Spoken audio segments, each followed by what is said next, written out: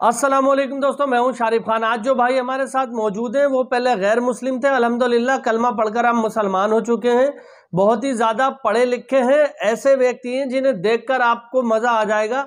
भाई से बातचीत करते हैं, ये आपको अपनी ज़िंदगी की पूरी कहानी बताएंगे कि क्यों इस्लाम में ये दाखिल हुए। इससे पहले कि भाई से बातचीत करें, ये अपनी ज़िंदगी की पूरी कहानी अपने मुँह से आपको बताएं। दो बातें इनके बारे में मैं आपको बता दूँ। ये दुबई में रहा करते थे, बहुत ही ज़्यादा इज्जत वाले और बहुत ही अच्छे इंसान थे। ईसाई धर्म से ताल्लुक़ रखते थे, ये पहले ईसाई धर्म से ताल्लुक़ रखते थे और 22 साल तक इन्होंने लगातार ये कोशिश की कि ईसाई धर्म को आगे बढ़ाया जा सके। जिस तरह से इस्लाम धर्म के अंदर तबलीगी जमात वाले होते हैं ना, दीन का, इस्लाम का परचम जो लहराते हैं, जो लोगों को तबलीग करते हैं, लोगों को बताते हैं इस्लाम के बारे में, इसी तरह से ईसाई धर्म के अंदर भी कुछ लोग होते हैं जो जगह जगह जाकर के कॉन्फ्रेंस करते हैं, इस्लाम ईसाइयत के बारे में बताते हैं लोगों को। तो इसी तरह का इनका काम था। संडे के दिन जब ये चर्च जाया करते थे, रविवार इतवार के दिन जब ये छुट्टी वाले दिन चर्च जाया करते थे, तो वहाँ पर जो पादरी होते थे वो इनको ये समझाया करते थे कि ये जो मुसलमान हैं, ये मुसलमान ऐसे बने कि जनाब मोहम्मद रसूलुल्लाह सल्लल्लाहु अलैहि वसल्लम के बारे में उनका नाम लिया करते थे कि वो जो शख्स था उसने ये काम किया कि सारे धर्मों की, मज़हबों की किताबों को लेकर थोड़ी थोड़ी बातें वहाँ से लिख के और एक नई किताब बनाई और प्रेजेंट करी कि लो भाई ये है इस्लाम, माज़ा अल्लाह अस्तगफिरुल्लाह। और उस शख्स ने जो लोगों का माल गनीमत लूटा, तलवार की नोक पर लोगों से जंग करी और जो माल गनीमत लूट के लाए उसको ये बोल दिया कि ये जो हमारे लिए है, ये हमारे लिए हक है और ये माल गनीमत है, अब अपने लोगों में इसको बांट दिया जाए। मतलब इस तरह की धारणा इनके मन के अंदर बना दी गई थी चर्च के अंदर। ये आपको खुद बताएंगे अपनी ज़िंदगी की पूरी कहानी। इनकी बात ध्यान से सुनना। माशाअल्लाह अल्हम्दुलिल्लाह बहुत ही ज़्यादा पढ़े लिखे इंसान हैं। जब से इन्होंने इस्लाम धर्म कबूल किया है तब से हज़ारों की तादाद में लोगों को इस्लाम में लेकर के आए हैं और ये अब तबलीग का काम करते हैं। ऐसी तबलीग का काम करते हैं कि इनको सुनकर आपको मज़ा आ जाएगा। आज अपनी ये ज़िंदगी की वो कहानी बता रहे हैं कि जिस कहानी के कारण 22 साल तक इन्होंने ईसाइयत में टाइम गुजारा। तो भाई से बात करते हैं, माशाअल्लाह शुरू करते हैं, उसके बाद आप और हम डिस्कस करेंगे। क्रिश्चियनिटी में जितना वक्त भी गुज़रा वो उसमें एक एफ़र्ट शामिल हाल रही पूरी ज़िंदगी। यानी 22 साल में मैंने कंपैरेटिव, यानी बिल्कुल न्यूट्रल हो गया, कंपैरेटिव में चला गया, लेकिन 22 साल तक मैं हमेशा एक अच्छा मसीही बनने की जद्दोजहद में रहा और एक अच्छा मसीही बन के मैंने ज़िंदगी बसर की। मुसलमानों के बारे में जो हमारे तसव्वुरात थे, ये जो हमें बताया जाता था, समझाया जाता था, सिखाया जाता था, वो ये था कि ये एक ऐसे दीन के मानने वाले हैं कि जो एक ख़ुद साख्ता दीन है। मोहम्मद सल्लल्लाहु अलैहि वसल्लम के बारे में माज़अल्लाह अल्लाह सुब्हानहू व तआला उन लोगों को हदायत अता फ़रमाए और अगर उनके हदायत मुक़द्दर में नहीं है तो अल्लाह उनको हलाक फरमावे। हमें ये बताया जाता था कि मोहम्मद सल्लल्लाहु अलैहि वसल्लम एक अरब के नौजवान थे। देयर वाज़ 5 मेंबर टीम, 5 लोगों का ग्रोह था वो। और मोहम्मद सल्लल्लाहु अलैहि वसल्लम के पास जो है वो फ़क्र फ़ाका था, जिस तरह उनकी ज़िंदगी से जो है वो इमेजिनाइज़ किया जाता है। और बताया जाता है कि उन्होंने एक जो है वो प्लान किया कि हम एक नए मज़हब की, नए दीन की बुनियाद रखेंगे, जबकि वहाँ पे दीन इब्राहीम तो मौजूद था, लेकिन उन्होंने एक नए सिलसिले का आगाज़ किया। उसके साथ जो लोग थे, अबू बकर सिद्दीक़ थे, अली रज़ी अल्लाह ताला, बरका बिन नौफल, खदीजा रज़ी अल्लाह ताला अन्हा और आप सल्लल्लाहु अलैहि वसल्लम। तो इन्होंने गौर फ़िक्र किया। मोहम्मद सल्लल्लाहु अलैहि वसल्लम गारे हीरा में मेडिटेशन किया करते थे, गौर फ़िक्र किया करते थे कि क्या होना चाहिए क्या नहीं। बरका बिन नौफल तौरात, ज़बूर, अंजील से चीज़ें निकाल के इनको दिया करते थे। अबू बकर सिद्दीक़ असफ़ार किया करते थे और जो वहाँ की इलाकाई कहानियाँ जो होती थी उनको लाते और इसमें ऐड ऑन करते रहते। तो करते करते इन्होंने एक बुक कंपाइल की, उसका नाम इन्होंने रखा कुरान, वो कहा कि this is the divine guidance. उसके बाद इन्होंने जो है वो दीगर ममालिक के ऊपर हमले करने शुरू कर दिए और वहाँ से जो लूट मार का माल होता था उसको इन्होंने कहा कि दिस इज़ द माल गनीमत।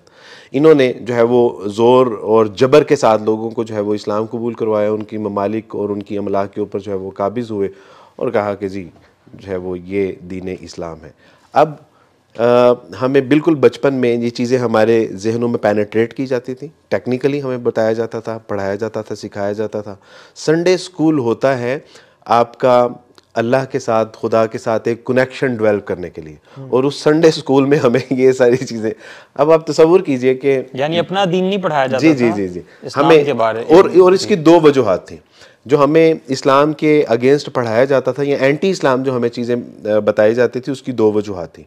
एक तो ये कभी जो है वो इस यानी इनको पूरा कॉन्फिडेंस हो कि हमारा रिलीजन एक सच्चा और ट्रू रिलीजन है, और दूसरा ये कि कभी ये अपने मज़हब से नालायकी का मुजाहरा करें और इससे अगर बदज़न हो भी जाएं तो इस्लाम नहीं कबूल करें।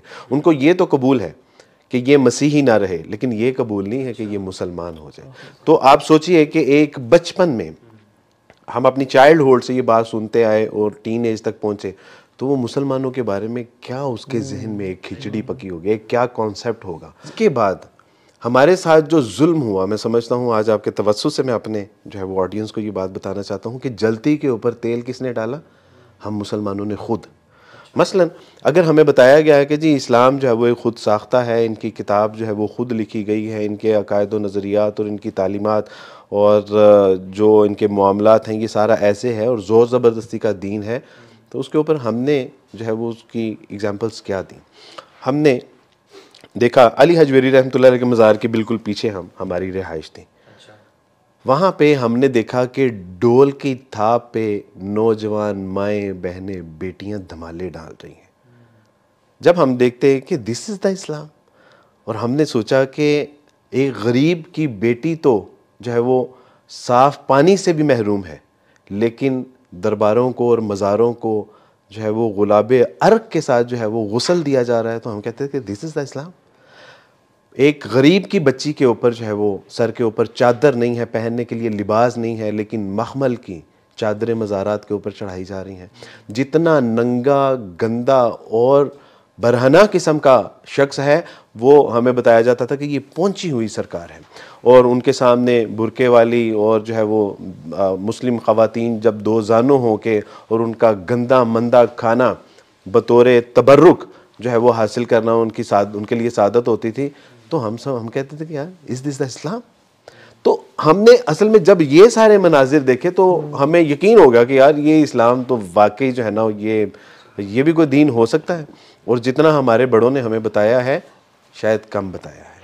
तो असल और हुआ क्या, जहाँ जिन लोगों ने इस्लाम बताना था, जिन लोगों ने इस्लाम हम तक पहुँचाना था, यानी जिन लोगों की जिम्मेदारी थी कि वो हमें कुरान मजीद पढ़ाते, वो तो खुद जो है वो अपना कुरान से दूर हो गए।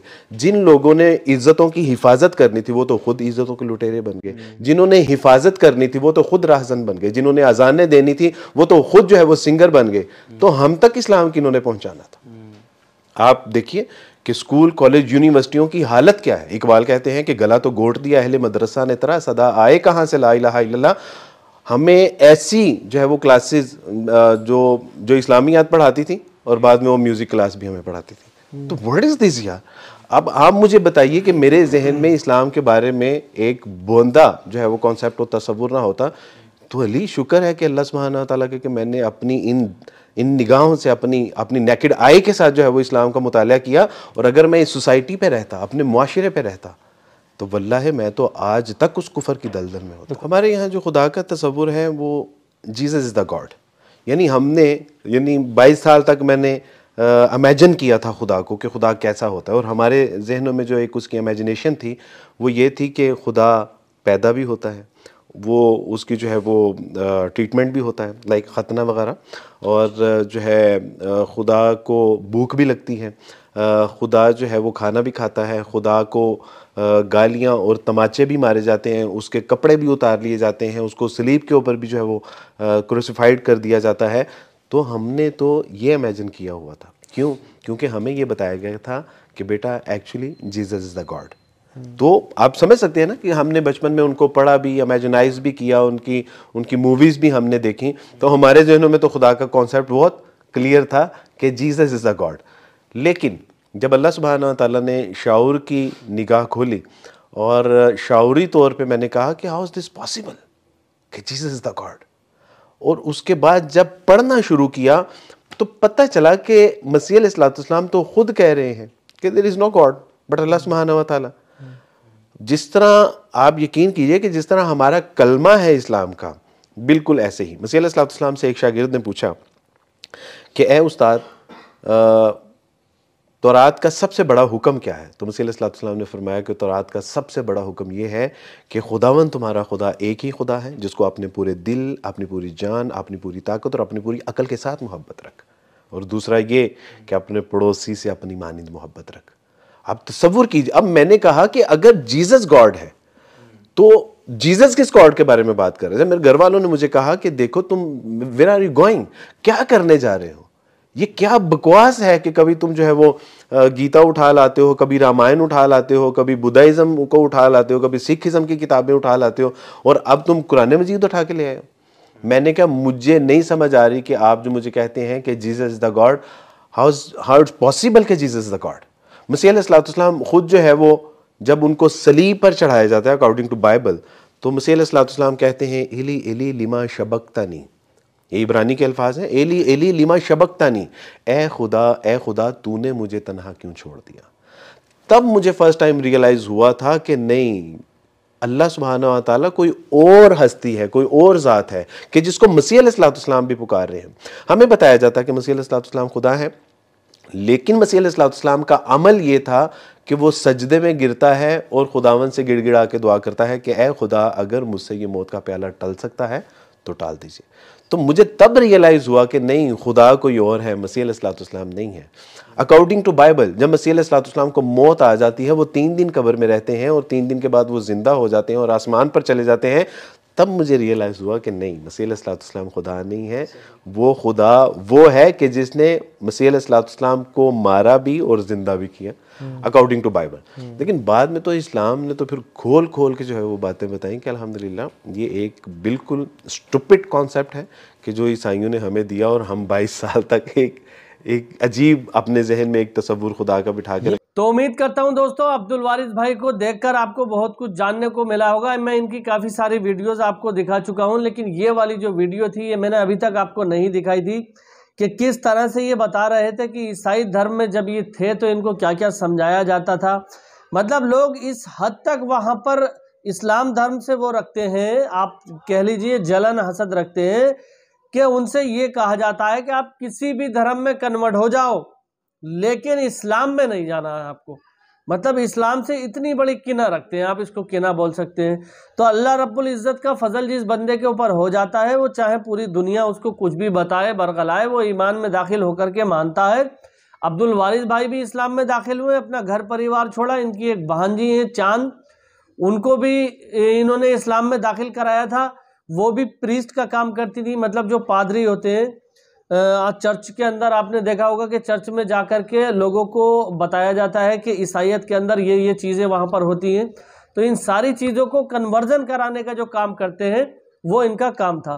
तो माशाअल्लाह अल्हम्दुलिल्लाह अब इनका एक बहुत ही बढ़िया स्टेटस है पाकिस्तान के अंदर। हुकूकुन नास फाउंडेशन नाम से ये एक अपनी संस्था चलाते हैं, जिसके तहत गैर मुस्लिमों को इस्लाम में दाखिल कराते हैं और गैर मुस्लिम भाइयों को इस्लाम की नॉलेज देते हैं।